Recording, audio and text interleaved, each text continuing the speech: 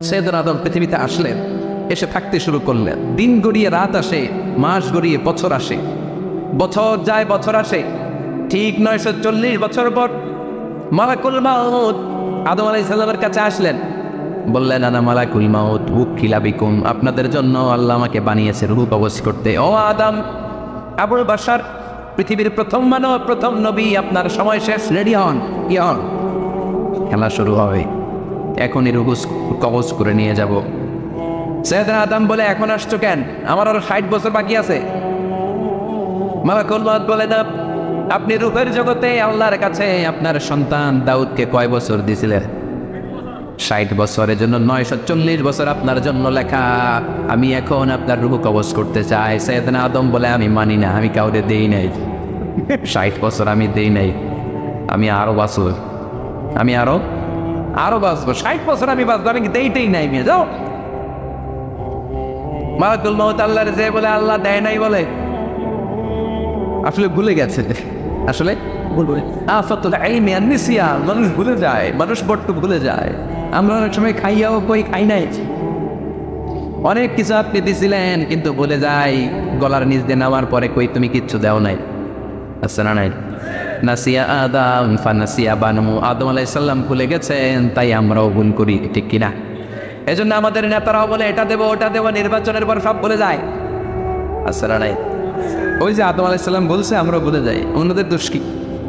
ভুলে যায়, বেমালুম ভুলে যায়। আল্লাহ বললেন, মালাকুল মাউত আর জোরাজুরি করো না, 940 নয়, ঠিক 1000 বছর পরে আদমের কাছে যাবা। আমি আমার আদমের ভাগ্যে এই জিনিসটাই রেখে দিয়েছিলাম রে মালাকুল মাউত, আমি আগ থেকে এটাই রেখেছি, আমি জানতাম সে ভুলে যাবে। চিল্লা এখন সুবহানাল্লাহ। তার মানে পৃথিবীর সবচেয়ে লম্বা মানুষ, 60 হাত লম্বা, এত শক্তিশালী আদম আলাইহিস সালাম শ্রীলঙ্কার প্রথম নেমেছিলেন, এক লাফ দিলে আদামাইন চলে যাইতেন। সুবহানাল্লাহ। কি লম্বা মানুষ, থাকতে পারছে? কথা নাই, গমে ধরছে, শেষ করে দিই। হ্যাঁ, আরো কয়েক মিনিট চলবে, চলবে চলবে। তাকবীর দেন, না হে তাকবীর। আদম আলাইহিস সালাম চলে গেলেন, ওনার পরের নবী ইদ্রিস আলাইহিস সালাম, উনি মরে নাই। ইদ্রিস আলাইহিস সালাম মরছে, কে বলছে? উনিও মরেছেন। তবে ওনার মৃত্যুর আজীব এক ঘটনা আছে, অনেক লম্বা কথা। এক ফেরেশতার সাথে ওনার বন্ধুত্ব হয়েছিল, বলেছিলেন আমি আকাশ দেখতে চাই, আল্লাহর কাছে অনুমতি চাই। আল্লাহ বলল, ঠিক আছে, ইদ্রিসকে আকাশে ঘুরাও। প্রথম আকাশে ঘুরলেন, দ্বিতীয় আকাশে ঘুরলেন, তৃতীয় আকাশে ঘুরলেন, চতুর্থ আকাশে ঘুরলেন। ইন দ্য মিন টাইম চতুর্থ আসমানে মালাকুল মাউত পৃথিবীর দিকে নেমে আসছিল। ওই ফেরেশতা বলে, মালাকুল মাউত আপনি কই যান? মালাকুল মাউত বলে, একটু আগে আল্লাহ ফরমান জারি করেছে, চতুর্থ আসমানে আমার নবী ইদ্রিসের রূহ কবজ করো। সুবহানাল্লাহ বল। আমি বললাম, আল্লাহ আপনার পাঠানো নবী সৈয়দনা ইদ্রিস থাকে দুনিয়ায়, চতুর্থ আসমানে পাবো কই? আল্লাহ কয়, কথা নাই, দৌড় দে। আমি দৌড় দিলাম, এসে দেখি ইদ্রিস আলাইহিস সালাম এখানে রেডি। সুবহানাল্লাহ। ওয়া রাফা'নাহু মাকানান আলিয়্যা, ইদ্রিস আলাইহিস সালামের রূহ কবজ দুনিয়ায় হয় নাই, চতুর্থ আকাশের মধ্যে হয়েছে। একটু চিৎকার করে পড়বেন সুবহানাল্লাহ। এরপরে সুলাইমান আলাইহিস সালাম, উনি তো মরে নাই, মরছে, উনি জিন চালাইতো, উনিও মরবে। শক্তিশালী একজন নবী ছিল। উনি মালাকুল মাউতকে বলেছিলেন, মালাকুল মাউত আমার মৃত্যুর সুয়াইয়া, সামান্য কিছু আগে আমারে বইল, আমার একটা কাজ আছে। মালাকুল মাউত মৃত্যুর কিছু সময় আগে এসে বলল, সুলাইমান টাইম ইজ আপ, সময় শেষ, অল্প কিছু সময় বাকি, কি করবেন করেন। সৈয়দনা সুলাইমান জিনদেরকে ডাকলো, ও জিনেরা, বিশাল একটা প্রজেক্ট আছে, প্রজেক্টে কাজ শুরু করো। আর কিছু জিনকে বললো, চারদিকে গ্লাস ফিটিং করা একটা রুম বানাও। সৈয়দনা সুলাইমান আলাইহিস সালাম গ্লাস ফিটিং করা রুমের ভেতরে ঢুকলেন। এই রুমে ঢুকার দরজা নাই, হাতে একটা লাঠি নিলেন। কি নিলেন? লাঠির মধ্যে ভর করে দাঁড়িয়ে রইলেন আর জিনদের দিকে তাকিয়ে রইলেন। জিনেরা এত বদমাশ ছিল, সৈয়দনা সুলাইমান দাঁড়িয়ে না থাকলে কাজ করতো না, ছিল ফাঁকিবাজ। কি ছিল? দাঁড়ায় না থাকলে আজও লোকজন কাজ করতে চায় না, ঠিক কিনা? মালিক দাঁড়ায় থাকলে ঠিকই কাজ হয়ে যায়। সুলাইমান আলাইহিস সালাম লাঠির মধ্যে ভর দিয়ে দাঁড়িয়ে রইলেন আর বললেন, কাজ করো। জিনেরাও কাজ শুরু করলো। ওদিকে মালাকুল মাউত এসে বলে, ও সুলাইমান সময় তো শেষ। সুলাইমান বলে, সমস্যা নাই, রূহ কবজ করো। উনি লাঠির মধ্যে ভর দিয়ে দাঁড়িয়ে রইলেন। গ্লাস ফিটিং করার রুমের ভিতরে কোরআন সাক্ষী। মালাকুল মাউত ওইভাবে লাঠিতে ভর দেওয়া অবস্থায়, দারুণ অবস্থায় সৈয়দনা সুলাইমান আলাইহিস সালামের রূহ কবজ করে নিলেন। উনি এমনভাবে দাঁড়িয়েছেন, রূহ চলে গেল, লাশ হয়ে দাঁড়িয়ে রইলেন। লাঠির মধ্যে দাঁড়িয়ে আছেন, জমিনের মধ্যে লুটিয়ে পড়ে নাই। সুবহানাল্লাহ। জিনগুলো দূর থেকে ভাবত বস তো দাঁড়ায় আছে, কে দাঁড়ায় আছে? জিনারা মনে করছে বস দাঁড়ায় আছে, কাজ করতে হবে। করতে করতে পুরা প্রজেক্টের কাজ শেষ। ইন দ্য মিন টাইম ঝিঝি পোকা, ওই পোকা যেই পোকা কাঠ খেয়ে ফেলে, এই কাঠ খাওয়ার পোকা সুলাইমান আলাইহিস সালাম লাঠির ভেতরে ঢুকে লাঠিও খেয়ে ফেলেছে। সাইয়েদনা সুলাইমান আলাইহিস সালাম তপাস করে জমিনে পড়েছে। আর জিনেরা কয় হায় হায়, খালি খালি কাম করছে এরা দিয়ে। সুবহানাল্লাহ করেন না? সুলাইমান আলাইহিস সালাম বাঁচতে পারে না, চলে গেলেন। মুসা আলাইহিস সালাম মরছে, উনি মরবে কেন? উনি তো রানী মার মরছে। এক খাপ্পরে ফেরাউনের বাবুর্চি নাই, মুখের আগে হাত চলতো কয়েকজন, এর মধ্যে মুসা আলাইহিস সালাম আছে না নাই? মালাকুল মাউত মানুষের আকৃতিতে অনুমতি না নিয়ে ঘরের ভেতরে ঢুকে গেল। ঢুকে বলে আনা মালাকুল মাউত, আমি মৃত্যুর ফেরেশতা। তো কি চাও? জিতু আন আকবাদা রূহাক, আপনার রূহ কবজ করতে আসছি। কিন্তু মুসা আলাইহিস সালাম দেখতেছেন দিব্য একজন মানুষ, কি দেখে? আবার সালাম দেয় নাই, অনুমতি নিয়েও ঢুকে নাই। অমিয়া অনুমতি নিয়ে ঘরে ঢুকার দরকার আছে না নাই? মুসা আলাইহিস সালামের মেজাজ বড় গরম। উনি বললেন কি করবি? কয় আপনারে মারবো। কয় এদিকে আয়। মালাকুল মাউত মনে মনে ভাবে এতদিন সব মানুষগুলো আমারে দেখলে দিত দৌড়, আজকে মনে হয় আমারে দিতে হবে দৌড়। এক পা আগায় দুই পা পেছায় সাহস করে সামনে গেলেন। আবার মুসা আলাইহিস সালাম দিলেন এরকম থাপ্পড়। ফাসাক্কাহু ফাফাকু আইনা, বুখারীর বর্ণনা, এক থাপ্পড়ে চোখ নাই। ঠিকই মালাকুল মাউত দৌড়, এক দৌড়ে আল্লাহর কাছে। আল্লাহ বললেন রাখো, এটা মুসা আলাইহিস সালাম, তার মেজাজ বড্ড গরম, আমাকে কথা বলতে হবে। আল্লাহ বললেন মুসা, বুখারীর বর্ণনা, গরুর পিঠের উপর হাত রেখে দাও। রাখা বলো, তোমার হাতের নিচে গরুর যত পশম, প্রত্যেক পশমের বিনিময়ে এক এক বছর করে হায়াত বাড়িয়ে দিলাম। মুসা আলাইহিস সালাম অনেক চালাক নবী, উনি বললেন আল্লাহ আমার হাতের নিচে যদি গরুর 2000 পশম থাকে, তার মানে 2000 বছর হায়াত বাড়িয়ে দিলেন, কিন্তু এক্সট্রা হায়াত যখন শেষ হয়ে যাবে এরপরে কি হবে? আগে ওইটা বলেন। আল্লাহ বললেন ফুমাল মাহবুত, তারপরে তো মুসা মরতেই হবে, আসতেই হবে। সাইয়েদনা মুসা আলাইহিস সালাম বললেন ফাল আনা, তাহলে আর দেরির দরকার নাই, এখনই আমি আপনার কাছে চলে যেতে চাই। মালাকুল মাউত মুসা আলাইহিস সালামের রূহ নিয়ে উড়াল দিলেন। সুবহানাল্লাহ। বুঝতে পারছে? বিশ্বনবী মরে নাই, উনি ইন্তেকাল করেছেন। চিল্লায় এখন ঠিক কিনা? ইন্তেকালের আগে বিশ্বনবী প্রচন্ড অসুস্থ হলেন। মা আয়েশারে ডেকে বললেন আয়েশা, মনে হয় আমি বাঁচব না। ওই যে খায়বার বিজয়ের দিন, খায়বার দুর্গ বিজয় করার পরে এক ইহুদি মহিলা আমার দাওয়াত দিয়েছিল। ওই দাওয়াত খেতে যাওয়ার পরে গোশতের মধ্যে বিষ মাখানো হয়েছিল রে আয়েশা। ওই বিষ মাখানো খাসির গোশত খেয়ে যে ব্যথা আমার পেটে উঠেছিল, আজ আবার সেই ব্যথা উঠেছে। বিশ্বনবী ওই বিষ খাওয়ানো গোশতের কারণে ইন্তেকাল করেছেন। তার মানে বিশ্বনবীর সাথে জামা আল্লাহ বাইনান নবুওয়া ওয়াশ শাহাদা, আল্লাহ বিশ্বনবীকে শুধু নবী বানায় নাই, শহীদ হিসেবে কবুল করেছে। সুবহানাল্লাহ বলবেন না? প্রচন্ড অসুস্থ, উনি ছাড়া মসজিদে নববীতে কেউ ইমামতি করার সাহস পায় না। বিশ্বনবী বললেন আবু বকর তুমি যাও, আবু বকরও যায় না। বিশ্বনবী বললেন পানি আনো। বিশ্বনবী পানি দিয়ে ওযু করলেন। ওযু করে কয়েকজন সাহাবীকে ধরে উঠতে চাইলেন, আবার থপাস করে বেহুশ হয়ে পড়লেন। বিশ্বনবী উঠতে পারে না। আবার বললেন ঠান্ডা পানি আনো। পানির ভেতরে বিশ্বনবী 2 হাত ঢুকিয়ে দিয়ে ঠান্ডা ভিজা হাত দিয়ে চেহারার মধ্যে মাসে করলেন আর বললেন ইন্নালিল মাউতি লা সাকারাত, হায়রে মৃত্যুর কি যন্ত্রণা, হায়রে মৃত্যুর যে কি কষ্ট। ওমিয়া বিশ্বনবী যদি মৃত্যুর কষ্টে কাতরায়, আমাদের অবস্থা কি? আমাদের নসিবে কি আছে? আল্লাহ তুমি বাঁচাও, পড়ে না আমি। বিশ্বনবী কাঁদছেন, সাহাবারা একের পর এক দেখতে আসে, কান্নার রোল পড়ে গেল চারদিকে। বিশ্বনবীর কলেজার টুকরা নয়নের পুটুলি সাইয়েদাতুনা ফাতিমা বিশ্বনবীর কান্না সহ্য করতে পারে না। বিশ্বনবীকে ধরে মা ফাতিমা, সাইয়েদাতুনা ফাতিমা বিলাপ করা শুরু করে দিলেন, চিৎকার দিয়ে কান্নাকাটি শুরু করে দিলেন আর বললেন ওয়া কুরবাবা, ওয়া কুরবাবা, হায় হায় আমার বাবার কি কষ্ট, আমার বাবার কি কষ্ট হচ্ছে। বিশ্বনবী বললেন ফাতেমা তুমি কেঁদো না, আমার কষ্ট আজকের পরে আর থাকবে না, আজকে তোর বাবার সব কষ্ট বন্ধ হয়ে যাবে। কি যেন কানে কানে বললেন, ফাতেমারও কেঁদে দিল। আবার কানে কানে কি যেন বললেন, ফাতেমা হেসে দিল। বিশ্বনবীর ইন্তেকালের অনেক পর মা আয়েশার কাছে ফাতেমা বললেন, আমি যখন প্রথমে কেঁদেছিলাম আব্বা বলেছিল আমি আর বাঁচব না রে ফাতেমা। আবার কানে কানে একটা কথা বলার পরে হেসেছিলাম, আব্বা বলেছিল আমার পরে আমার পরিবার বর্গের মধ্য থেকে সর্বপ্রথম তোমার সাথে আমার দেখা হয়ে যাবে রে ফাতেমা। অল্প কয়েক মাসের ব্যবধানে সাইয়েদাতুনা ফাতেমা উনিও ইন্তেকাল করলেন। বিশ্বনবী শোয়া থেকে উঠতে পারে না। এক সাহাবীকে দেখলেন মেসওয়াক করছে।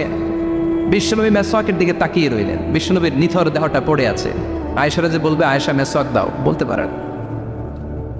মা আয়েশা বুঝতে পেরে মেসওয়াক আনলেন, বিশ্বনবীকে মেসওয়াক করিয়ে দিলেন। এবার বিশ্বনবী বললেন, ও আবু বকর শোনো, আল্লাহ আমাকে অপশন দিয়েছে। কি দিয়েছে? আল্লাহ বলেছে নবী আজীবন থাকতে চাইলে থাকেন, আর আসতে চাইলে চলে আসেন। আমি থাকতে না চেয়ে আল্লাহর কাছে চলে যাওয়ার ইচ্ছা করলাম। সাইয়েদনা আবু বকর কান্না জুড়ে দিলেন। বিশ্বনবী বললেন, আসসালাত আসসালাত, ও আমার উম্মতেরা নামাজ তরক করো না। ইন্তেকালের আগে বললেন নামাজ ছেড়ে দিও না। আর বললেন, ওমা মালাকাত আইমানুকুম, তোমাদের অধীনস্থ কর্মচারীদের সাথে খারাপ আচরণ করো, ঘাম শুকানোর আগে পয়সা দিয়ে দিও।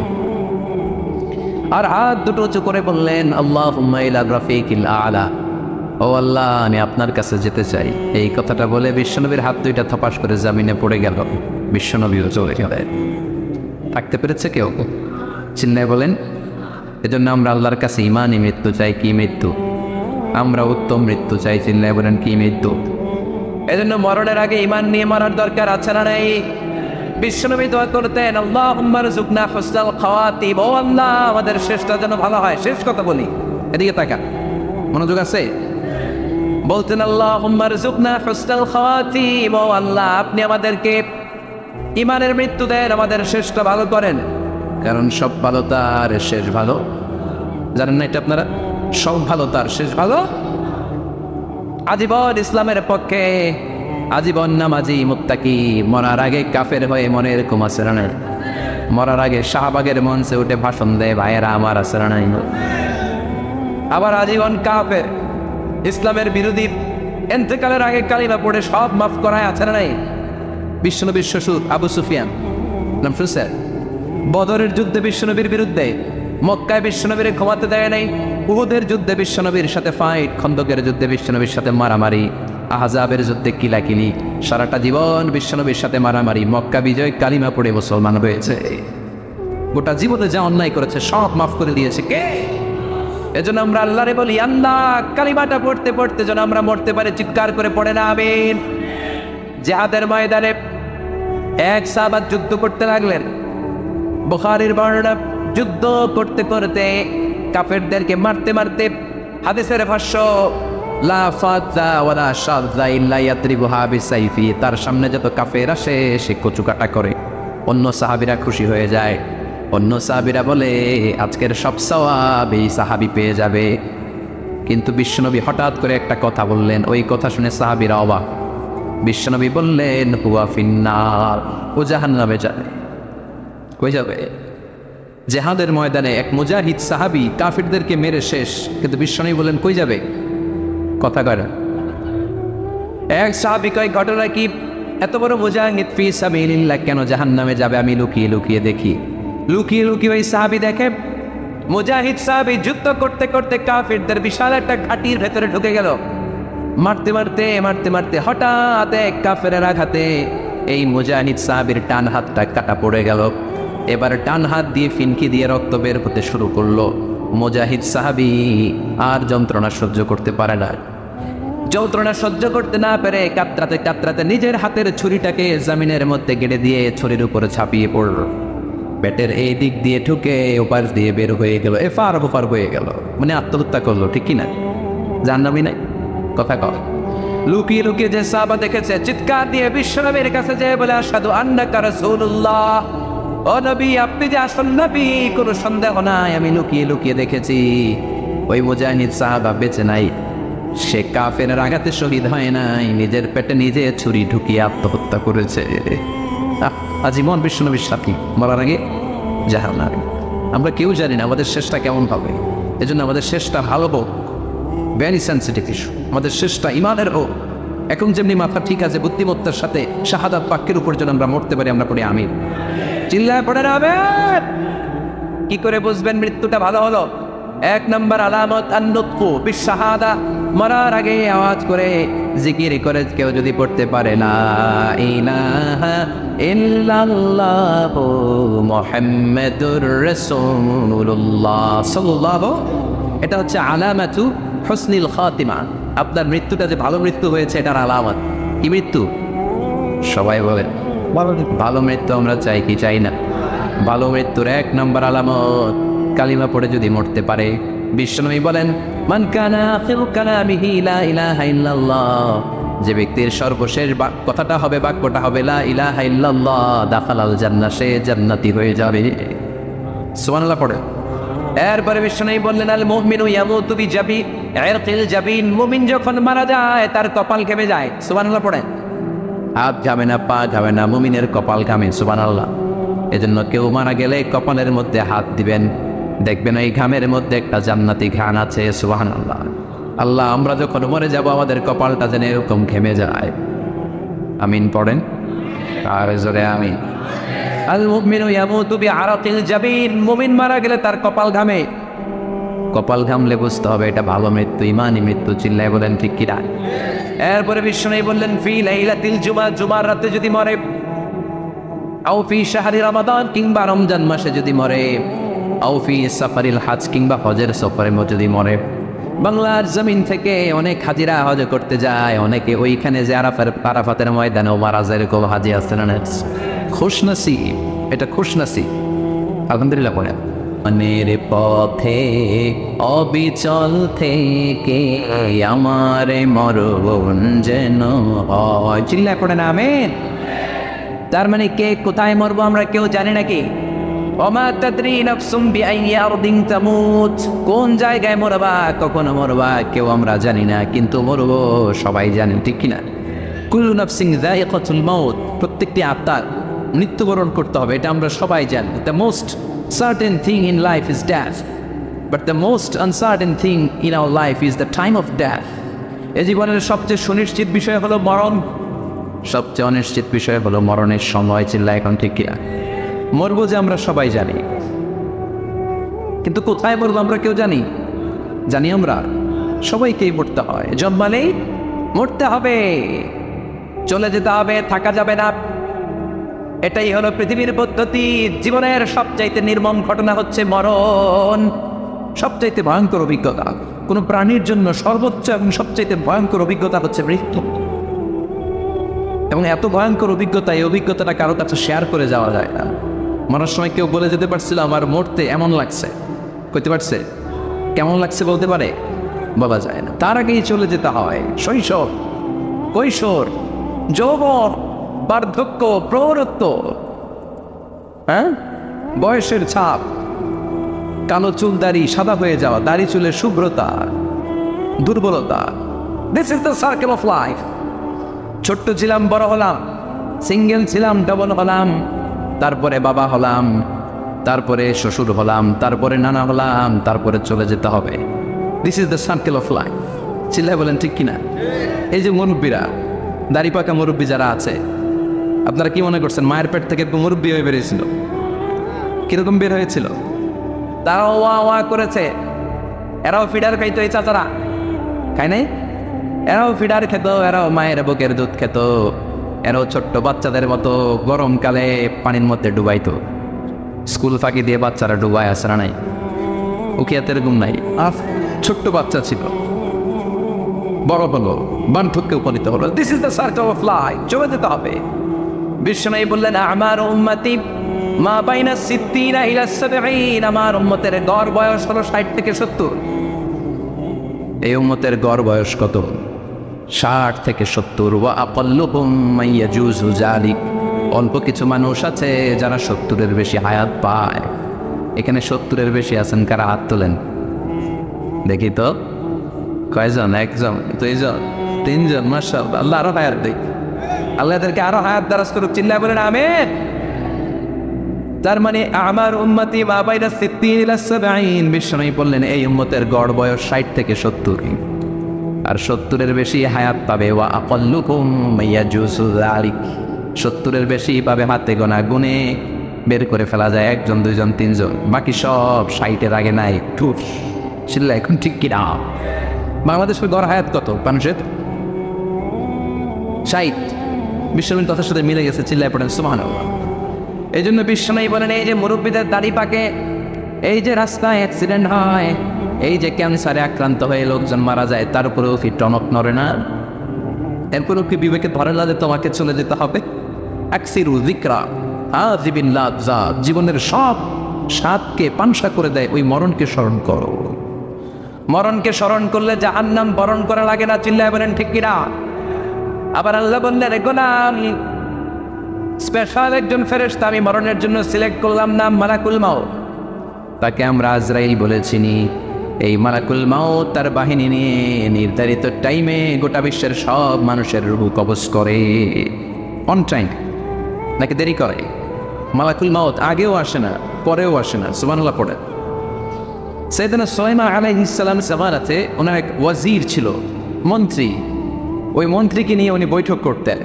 ওনার সময় উনি মালাকুল মাউতের সাথে বৈঠক করতেন। শুনতেছেন? আপনাদের মনোযোগ আছে তো?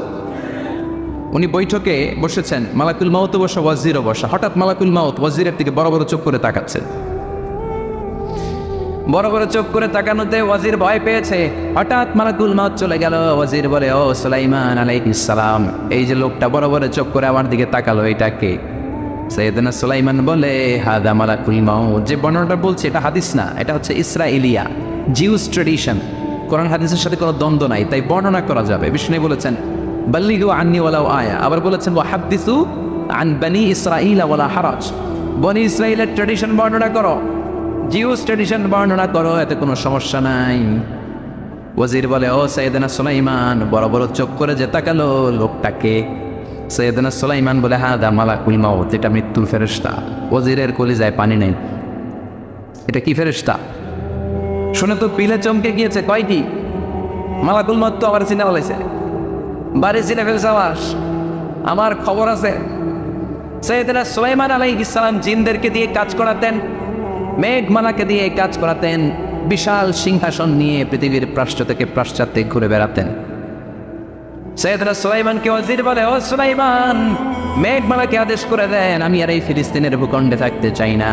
আকাশের মেঘমালার উপরে আমারে বসিয়ে দেন, আর বলে দেন আমারে নিয়ে যেন আকাশের মেঘমালা হিন্দুস্তানের ওই দূর পর্বতে রেখে আসে। আচ্ছা, আল হিন্দ, হিন্দের সবচেয়ে দূরবর্তী জায়গায় যেন আমার রেখে আসে। সাইয়েদনা সুলাইমান বললেন, আকাশের মেঘ যাও, আমার ওয়াজিরকে নিয়ে হিন্দুস্তানের একটা উপদ্বীপে রেখে আসো। রেখে আসা হলো। কিছুক্ষণ পর মালাকুল মাউত সাইয়েদনা সুলাইমানের কাছে হাজির। সাইয়েদনা সুলাইমান বললেন, ও মালাকুল মাউত, কই ছিলা? একটু আগে হিন্দুস্তান থেকে আপনার ওয়াজিরের রূহ কবজ করে আসছি। সুবহানাল্লাহ পড়েন। এটা আবার কেমন কথা, তুমি ওইখানে গেলে কেন? কয়, রব্বুল আলামিন কিছুক্ষণ আগে আমার কাছে পয়গাম পাঠিয়েছে, যাও সাইয়েদনা সুলাইমানের ওয়াজিরের রূহটা কবজ করো। কবজ করার জায়গা হলো হিন্দুস্তানের উপদ্বীপ। কোন জায়গায়? মালাকুল মাউত এসে দেখে সুলাইমান নবীর সাথে মিটিং করে। ওয়াজির কার সাথে মিটিং করে? সুলাইমান নবীর সাথে। কিন্তু ফরমানে লেখা রূহ কবজ করতে হবে কোথায়? হিন্দুস্তানে। সুবহানাল্লাহ করবেন না? এই জন্য বড় বড় চোখ করে আমি তাকিয়েছি, আর মনে মনে ভাবলাম টাইম তো নাই, কারণ মৃত্যু তো অন টাইমে হতে হয়, এখনই ওর রূহ কবজ করতে হবে। কেমন করে ওইখানে যাবে আমি জানি না, আমি আগে চলে যাই। মালাকুল মাউত চলে গেল, যে দেখে ওই জায়গায় ওয়াজির হাজির। সাথে সাথে রূহ কবজ করে আল্লাহর কাছে চলে গিয়েছে। পড়েন সুবহানাল্লাহ। এই জন্য আল্লাহ বললেন, মালাকুল মাউত আমি নির্ধারণ করে দিয়েছি, পৃথিবীর প্রতিটি মানুষ মালাকুল মাউতকে দেখবে, চাক্ষুষ দেখবে, ভালো হলেও দেখবে, খারাপ হলেও দেখবে। কার কথা? ভালো মানুষ যদি হয়, আল্লাহওয়ালা যদি হয়, ইসলাম প্রিয় যদি হয়, ডানপন্থী যদি হয়, মৃত্যুর সময় মালাকুল মাউত আলা সূরাতি শাবিন আলা আহসানি সূরা, একজন যুবকের আকৃতিতে চমৎকার তবতবে সাদা একটা জুব্বা পরে, জান্নাত থেকে জান্নাতি কাপড় নিয়ে, হানুত মিন হানুতিল জান্নাহ, জান্নাতের সুগন্ধি নিয়ে মুমূর্ষ রোগীর মাথার সামনে এসে বসে যায়, আর দেহটার ইঙ্গিত করে বলে, ইয়া আইয়াতুহান নাফসুত তাইয়্যিবা, ও পবিত্র আত্মা। আরেক বর্ণনায় এসেছে, ইয়া আইয়াতুহান নাফসুল মুতমাইন্না, ও প্রশান্ত আত্মা, উখরুজি ইলা মাগফিরাতিম মিনাল্লাহ, আল্লাহর ক্ষমার দিকে বের হয়ে আসো। উখরুজি ইলা মাগফিরাতিম মিনাল্লাহি ওয়া রিদওয়ান, আল্লাহর ক্ষমার সন্তুষ্টির দিকে রুহটা বের হয়ে আসো। স্মুথলি বলার সাথে সাথে মুমিনের দেহ থেকে রুহটা বের হয়ে আজরাইলের হাতে চলে যায়। স্মুথলি বলার সাথে সাথে স্বাচ্ছন্দ্যে, আনন্দে মুমিনের দেহ থেকে রুহটা সা করে বের হয়ে মালাকুল মাউতের হাতে এসে পড়ে। পড়েন সুবহানাল্লাহ। আল্লাহ এমন মৃত্যু তুমি আমাদের নসিবে রেখে দিও, চিৎকার করে পড়েন আমিন। আর যারা ইসলাম মানে নাই, আর যারা কোরআন মানে নাই, আর যারা দিন কায়েমের আন্দোলন করে নাই, দিনকে ভালোবাসে নাই, বামার রামপন্থী ছিল, নাস্তিক ছিল, ইসলাম বিরোধী ছিল, তাদের কাছেও মালাকুল মাউত আসে কি আসে না? চিল্লায় বলে না, আসে কি আসে না? তাদের কাছেও আসে, কিন্তু আলা সূরাতি আফবাহি রাজুল, একজনের চেহারা যত ভয়ঙ্কর হতে পারে, যত নিকৃষ্ট হতে পারে, এরকম ভয়ঙ্করতম নিকৃষ্ট দুর্গন্ধওয়ালা একটা চেহারা নিয়ে আসে। রিজলাহু ফিল আরদ, পা থাকে জমিনে, রাসুহু ফিস সামা, হাদিসের বর্ণনা, পা দুইটা জমিনে, মাথা আকাশে। এসে ধমক দিয়ে জালিমের মাথার সামনে এসে বলে, ইয়া আইয়াতুহান নাফসুল খাবিসা, হে পাপাত্তা, হে অপবিত্র আত্মা, উখরুজি ইলা সাখাতিল্লাহি ওয়া গাদাবিহি, আল্লাহর রাগের দিকে, আল্লাহর অসন্তুষ্টির দিকে বের হয়ে আয়। মালাকুল মাউতের এই অর্ডার পাওয়ার সাথে সাথে রূহটা কিন্তু বের হয় না। মুমিনের রূহকে ডাক দিলে যেমনি স্মুথলি বের হয়, কাফিরের রূহ এভাবে বের হয় নাই। কথা বলেন, রূহটা ডানে যায়, ফাতাতাফাররা, একবার রূহটা ডানে যায়, আবার রূহটা বায়ে যায়, আবার সামনে যায়, পায়ে যায়, হাতের মধ্যে ঢুকে ডানে বায়ে যায়। মালাকুল মাউত আবার ধমক দিয়ে বলে, ইয়া আইয়াতুহান নাফসুল খাবিসা, পাপাত্তা, বের হয়ে আয়। রূহটা আবার ডানে যায়, বায়ে যায়, সামনে যায়, পেছনে যায়। এবার খপাস করে মালাকুল মাউত রূহকে ধরে টান হারে, সারা দেহটা থেকে প্রাণ রস সিক্ত করতে করতে দেহ থেকে রূহটাকে টেনে হিচড়ে বের করে আনে। আর মুমূর্ষ রোগীটা চিৎকার মারতে থাকে, পড়েন না আউযু বিল্লাহ। একটা জীবন্ত ছাগল, একটা জীবন্ত ছাগলের চামড়াগুলো জবাই না দিয়ে কেউ যদি টেনে টেনে বের করে,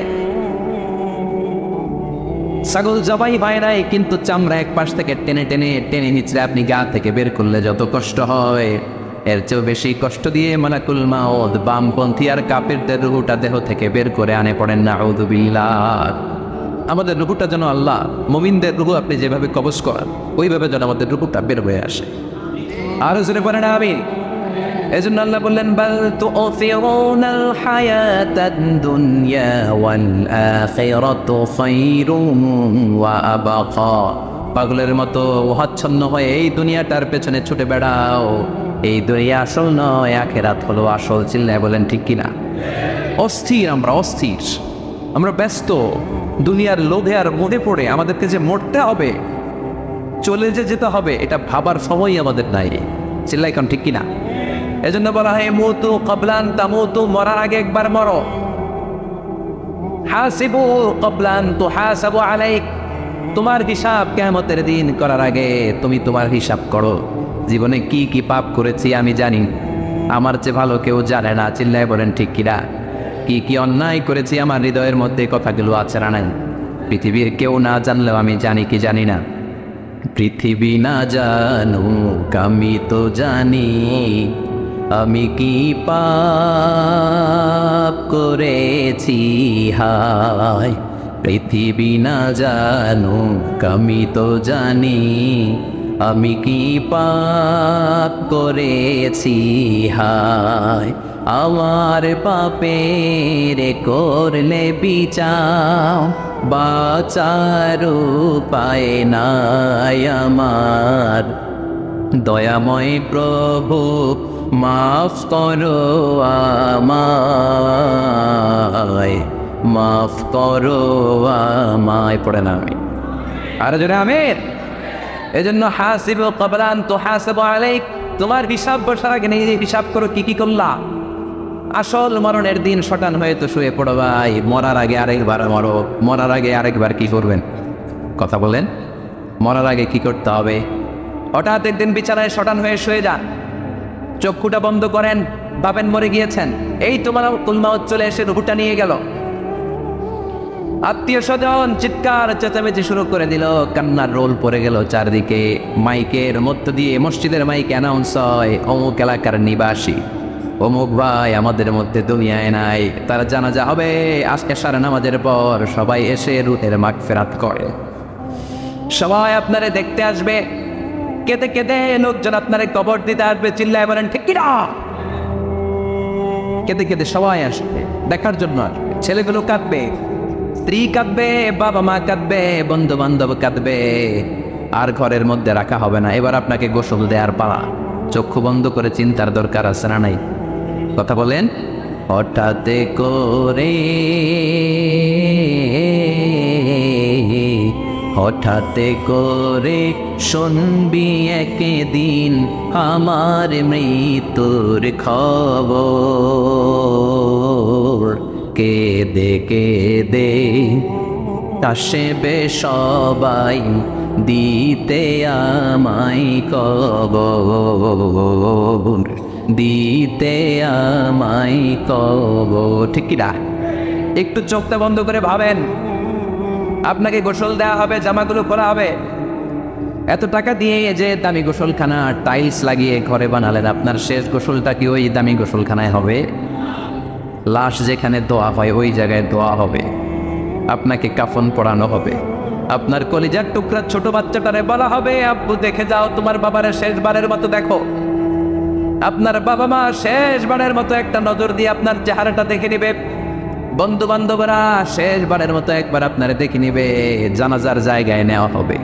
হবে না এই ঘটনাটা আমাদের? হ্যাঁ, হবে কি না? হাজার হাজার মানুষ শেষ বিদায় দেওয়ার জন্য আসবে।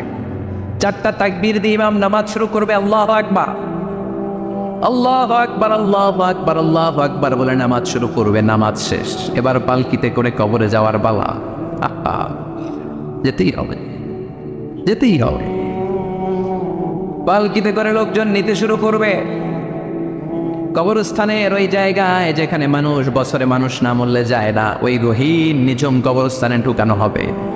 পালঙ্ক থেকে নামিয়ে আপনার জন্য করে রাখা আগ থেকে কবরটার মধ্যে শুইয়ে দেয়া হবে।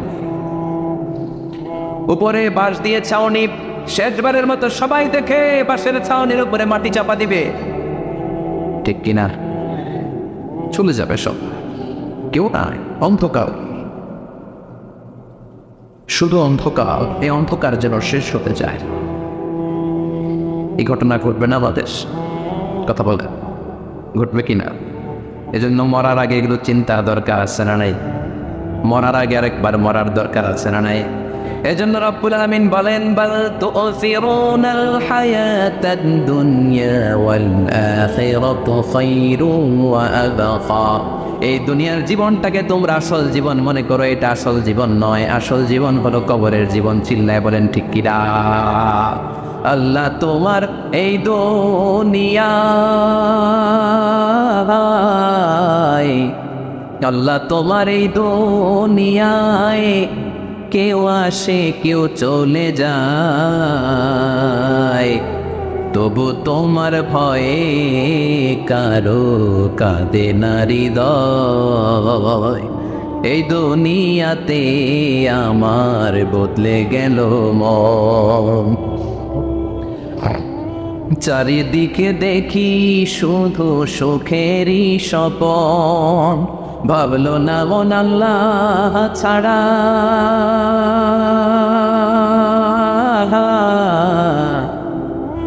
ভাবলো না মন আল্লাহ ছাড়া নেই কোনো উপায়, তবু তোমার ভয়ে কারো কাঁদে না হৃদয়। ঠিক কিনা? আসে আর চলে যায়।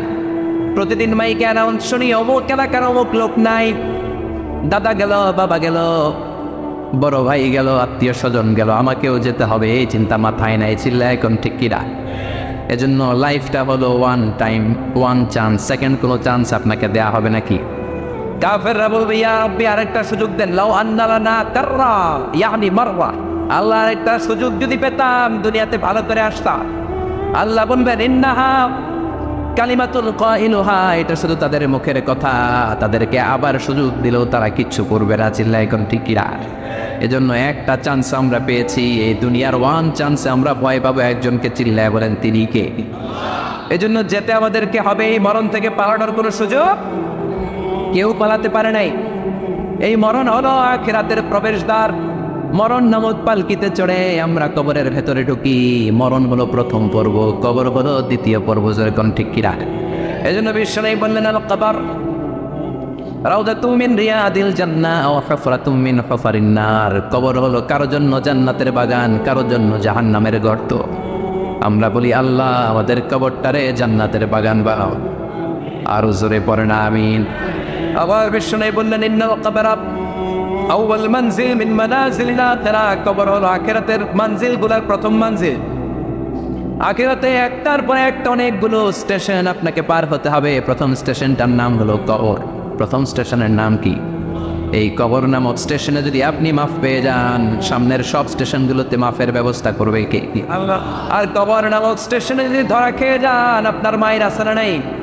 লাশটাকে যখন রাখা হয়, লাশটা চিনে কে আমারে রাখলো, কে আমাকে ধৌত করলো, কে আমারে কাফন পড়ালো। এই জন্য বিষ্ণু বলেছেন, মৌর্ষের সামনে বসে বসে পড়ো লা ইলাহা ইল্লাল্লাহু মুহাম্মাদুর রাসূলুল্লাহ লাকিনু মাউতাকুম।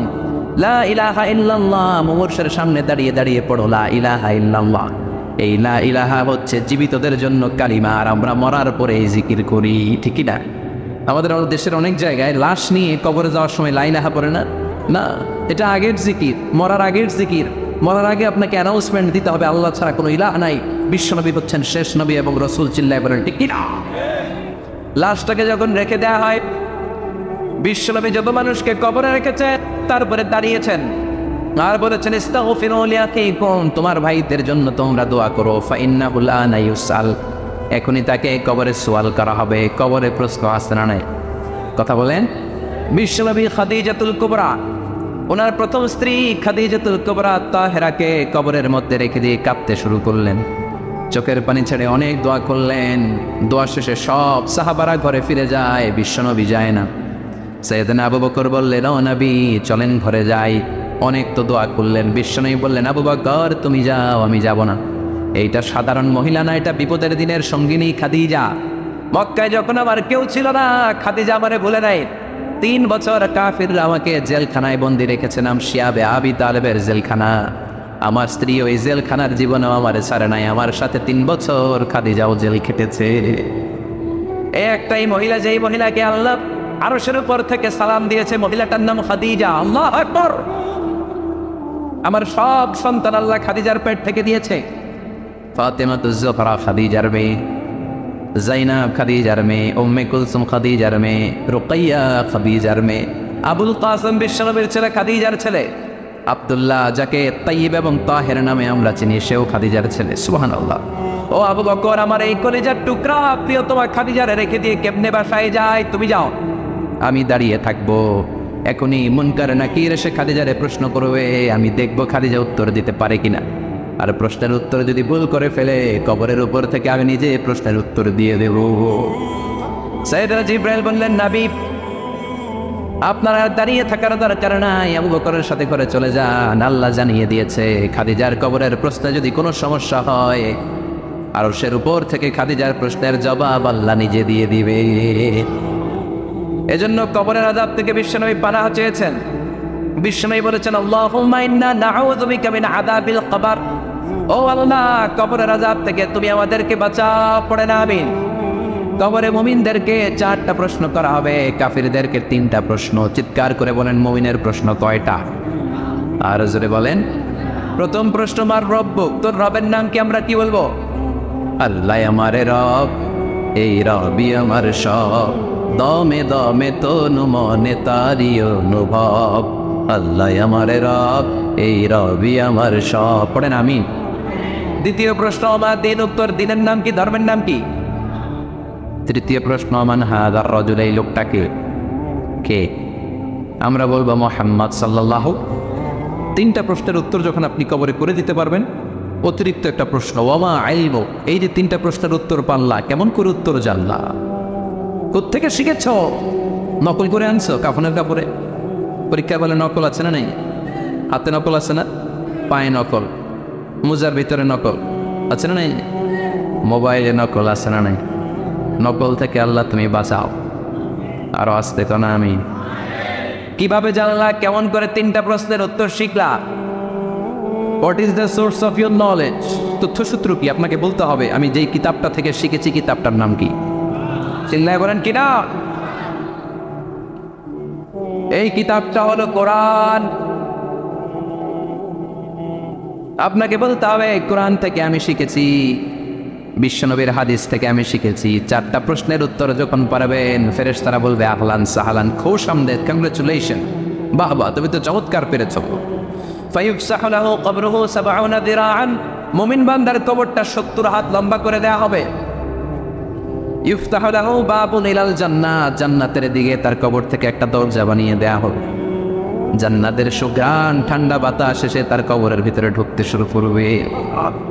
ইলবাসু লিবাস মিন আহলিল জান্নাত, জান্নাতীদের পোশাক তার গায়ের মধ্যে পরিয়ে দেয়া হবে। আল্লাহু আকবার।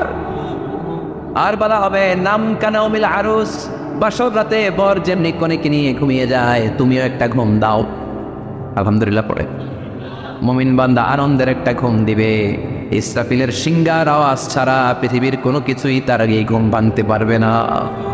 আল্লাহ আমরাও যেন সেদিন কবর একটা মজার ঘুম দিতে পারি, তুমি তৌফিক দাও। জোরে বলেন আমিন। এবার বামপন্থী নাস্তিক আর কাফেরদের পালা, ইসলাম বিদ্বেষীদের পালা, আলে ওলামাদের শত্রুদের পালা, ইসলামকে যারা বিজয়ী শক্তি হিসেবে মানতে পারে নাই তাদের পালা। চিল্লা এখন ঠিক কিনা? ওদেরকেও একই প্রশ্ন, রব কি? ওরা বলবে আমি জানি না।